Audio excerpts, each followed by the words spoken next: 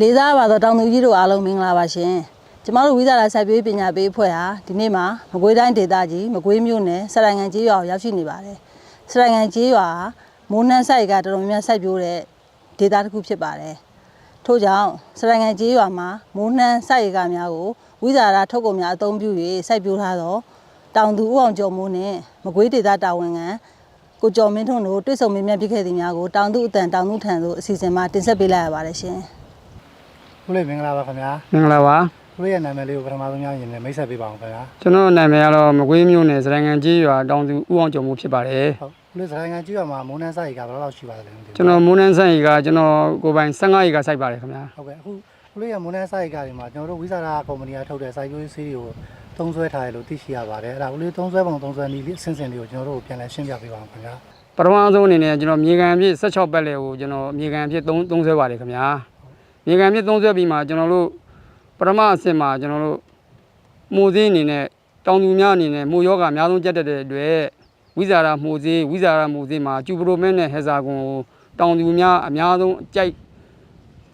်စေစွမ်းကောင်းအဖြစ်သုံးစွဲပါတယ်ခင်ဗျာဟုတ်ကဲ့ပါဗျာပထမအဆင့်ပင်ငယ်ပင်မှာမိုးစည်းပက်ပြီးတော့ပင်ငယ်စင်မှာကျွန်တော်တို့စူပါပါဝါအတွဲနဲ့မိုးပြန်နဲ့စုပ်စားဖို့အတွက်ကိုတခါလဲကာကွယ်ပြီးရဖြစ်အောင်လို့ကျွန်တော်ပင်ငယ်စင်မှာပက်ပါတယ်ခင်ဗျာဟုတ်ကဲ့ပါဗျာ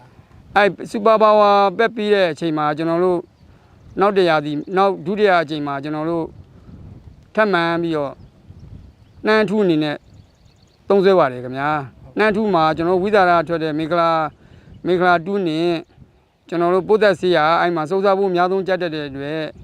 ်ကျွန်တော်တို့ဆိုင်လာကေလာပိုးသက်ဆေးမျိုးနဲ့တစ်ဆင့်တွဲပြီးပက်ဖြန်းပါတယ်ဟုတ်ကဲ့ပါဗျာပက်ဖြန်းပြီးတဲ့ခါကျမှကျွန်တော်တို့ရာသီအလိုက်ကြည့်ပြီးတော့ပိုးများကြက်တဲ့ရင်လည်းကျွန်တော်တို့ပိုးသက်ဆေးကိုမင်းရဲလို့ဆေးမျိုးနဲ့ကျွန်တော်နှမ်းထူးကိုဒုတိယအကြိမ်ထပ်မံပက်ဖြန်းပါတယ်ဟုတ်ကဲ့ပါ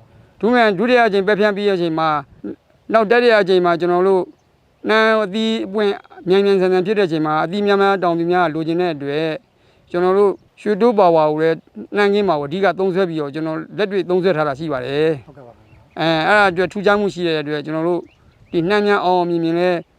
တည်ရှင်းများရတဲ့အတွက်တောင်သူများသဘောကျပါတယ်ခင်ဗျာဟုတ်ကဲ့ပါဦးလေးအနေနဲ့ဝိဇာရာထွက်တဲ့ကျွန်တော်တို့ပေါင်းအောင်စီပေါင်းသက်စီတွေရောသုံးစွဲထားခြင်းရှိပါသလားခင်ဗျာဟုတ်ပါတယ်ခင်ဗျာကျွန်တော်တို့ဝိဇာရာထွက်တဲ့ပေါင်းအောင်စီတွေကိုကျွန်တော်သုံးစွဲထားတာကိုသုံးစွဲထားတာလေးကိုတင်ပြချင်ပါတယ်ခင်ဗျာကျွန်တော်အဓိကသုံးတာကတော့ဒီဘက်တောင်သူတွေမှာနှမ်းအကျိုးကျင်းနှမ်းတွေအများဆုံးကျဲကြတဲ့အတွက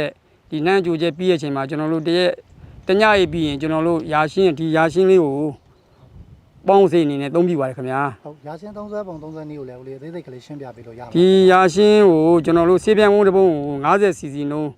ထည့်၍ရောစက်သမအောင်မှုေးပြီးမှစီညံ့ပဲ့ရပါတယ်ခင်ဗျာအကျော်လောပဲ့ရင်လည်းကြော်တဲ့နေရာမှာပေါင်းနေရပြန်ထပါတယ်ဟုတ်ကဲ့ပါပဲ့ပုံပဲ့နီးရစားကျွန်တော်တို့လိုပါတယ်ခင်ဗျာဟုတ်ကဲ့ပါအဲ့ဒါလေးကိုကျွန်တော်တင်ပြပါတယ်ခင်ဗျာဦးလေးအနေနဲ့ရာရှင်းပေါင်းအောင်စီသုံးစွဲတဲ့နေရာမှာတေကောက်ကိုဆေးပြန်ပုံးဘယ်နှပုံးလောက်ပဲဖြန်းပေးရပါလဲခင်ဗျာဦးလေးအနေနဲ့ဒီကကိုဆေးပြန်ပုံး4ပုံးကမှ5ပုံးဒီပဲဖြန်းပါတယ်ခင်ဗျာဟုတ်ကဲ့ပါဦးလေးဟိုရာရှင်းသုံးပြတဲ့နေရာမှာလည်းပဲရရှိတဲ့ကြိုးကျေးဇူးလေးတွေကိုလည်းဦးလေးအနေနဲ့ရှင်းပြပေးလို့ရမလားခင်ဗျာရပါတယ်ခင်ဗျာကျွန်တော်ရာရှင်းအသုံးပြုတဲ့ခါမှာရလာတဲ့ကြိုးကျေးဇူးကတော့ရာရှင်းပက်ထားတဲ့နှမ်းကင်းမှန်သမျှကတော့ပေါင်လုံးဝကင်းစင်သွားပါတယ်ခင်ဗျာခုလိုမိုးနဲ့ပါတဲ့အချိန်မှာဦးလေးအနေနဲ့ရွက်ဖျန်းအားဆေးအသုံးပြုတာရှိပါသလားရှိရဆိုရင်လည်းဘယ်လိုဆေးတွေကိုအသုံးပြုရလဲဆိုတာရှင်းပြပေးပါအောင်ခင်ဗျာဦးလေးအနေနဲ့အခုလိုမိုးပါတဲ့အချိန်မှာရွက်ဖျန်းအားဆေးအနေနဲ့ဝီဂရိုကိုအဓိကသုံးထားပါတယ်ဝီဂရိုသုံးတဲ့အတွက်အပွင့်များလိုင်းပွင့်ပြီးတော့အသီးတင်တဲ့အထိလှုပ်ဆောင်ပေးပါတယ်ကျွန်တော်တို့ဒီဝီဂရိုအဓိကသုံးဆောင်နေတဲ့မိုးပါတဲ့တံကိုလည်းခံနိုင်စမ်းရှိတဲ့အတွက်သုံးပြုခြင်းဖြစ်ပါတယ်ခင်ဗျာအခုလိုကျွန်တော်တို့မေးတာတွေကိုဖြည်းဖြည်းဆုံးဖြေချပေးရတဲ့အတွက်ဦးလေးကိုကျေးဇူးအများကြီးတင်ရှိပါတယ်ခင်ဗျာဦးလေးအနေနဲ့လည်းဝိဇာရာဆေးကိုနှစ်စဉ်နှစ်တန်သုံးပြုနေတဲ့အတွက်ပေါင်းများကင်းစင်ပြီးတော့ပိုးမွားအန်တရယ်များလည်းအကုန်လုံးကင်းစင်ပြီးတော့နှမ်းအထွက်နှုန်းကောင်းတဲ့အတွက်ဝိဇာရာဆေးကုမ္ပဏီကိုလည်းအထူးကျေးဇူးတင်ကြောင်းပြောကြားရပါတယ်